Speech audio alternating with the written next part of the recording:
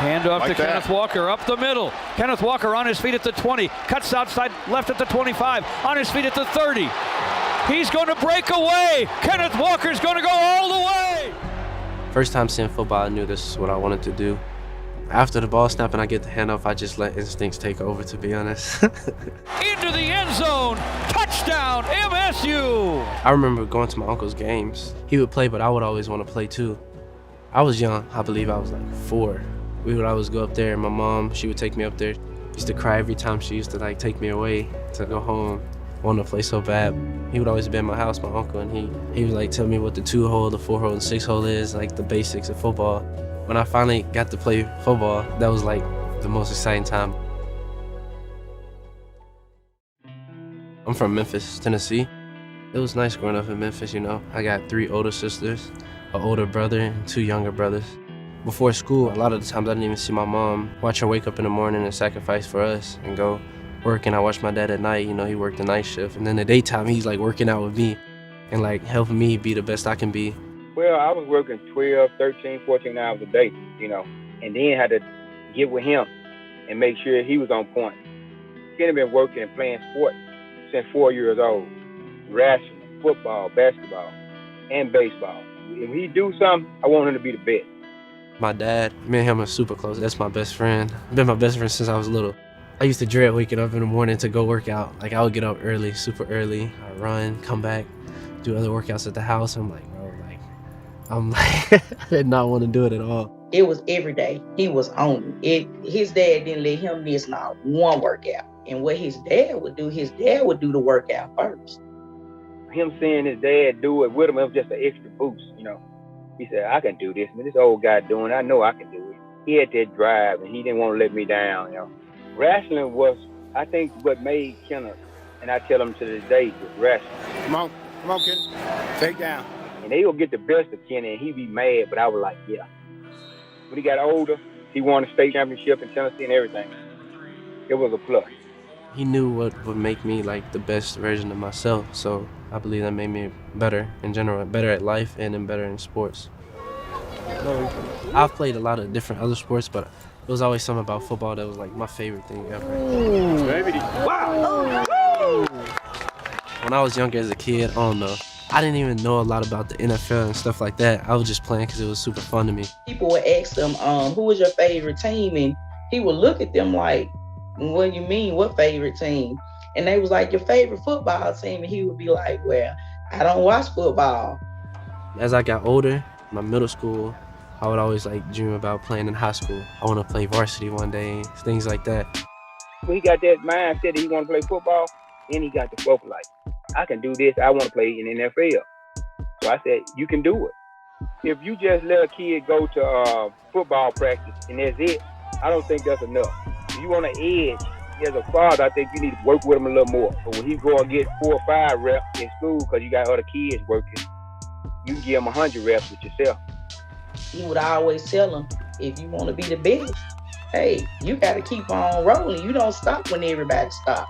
I would grind all day, every day. After practice, I would go home and work out with my dad. Coming to college was a big dream of mine. I really wanted to play as a true freshman. I believe it was my junior year of high school. I was like kind of down my ability, like, cause I've always wanted to play D1 football, but like nobody was offering me. I never had a kid to go to college level, so I didn't know what to expect. I wanted him to focus on education. Don't even worry about that. We can't control it. So I tried to put him in private school. But Kenny was so used to the kids he was around, he ended up going to Arlington, which is a good school. But for sports, he wasn't the best school. I started to kind of doubt myself. I'm like, oh, maybe it's not like for me. I didn't really say it, but like it was like I was thinking that a lot. His coach ended up taking him up there to Wake Forest. They was impressed. We did have a couple of colleges to reach out to him. It wasn't the colleges that he wanted. He started to get like a little depressed. He was waiting on Wake Forest to call, and he waited and he waited. He was like, Mom, they not gonna call me back. Me and his dad always tell him, your options are open. You still have time. It's not a rush.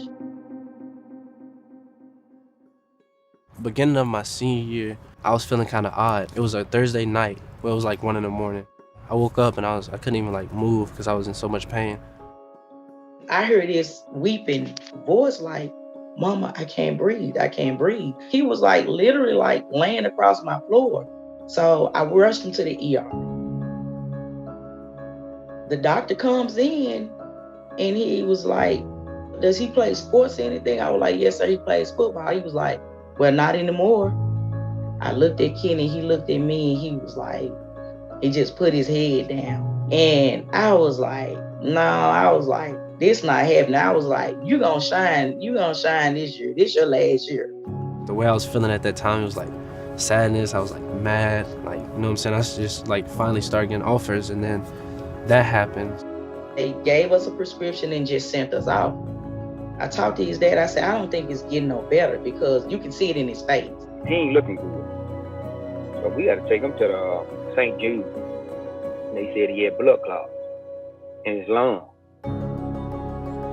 First, it was gonna be like 9 months of me being out of football. That would have been like a whole season, my whole senior year. I had to get put on blood thinners. I would take a shot twice a day for 3 months. The doctor did say that he can work out, but just no physical contact. Once we got everything straightened out, it was even better because he worked out with me the whole time. Sometimes they would work out like 3 times a day, strengthening his body back. It was like that. Every step of the way, you know.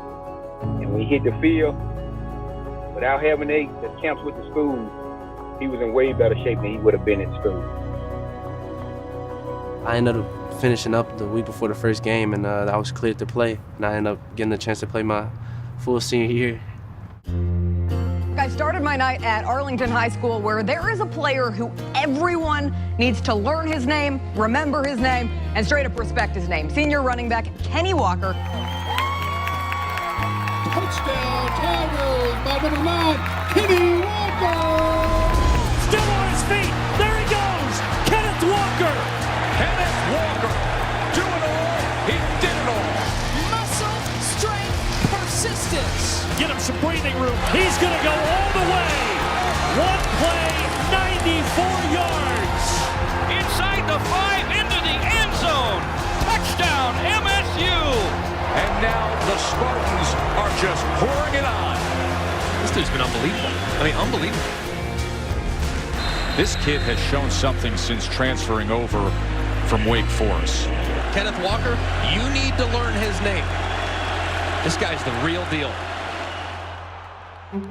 As I was looking through the transfer portal, the main thing I was looking for was someone that could hit a home run. As I watched tape on a lot of guys, there was really only one guy that I kept coming back to that was explosive, that could do the things we were asking him to do within our offense, and I thought if we put that person in our offense, they would really take off. Before he entered the transfer portal, I had no knowledge of Ken whatsoever, but once I watched the tape, I was like, I need to have a lot of knowledge of him real fast.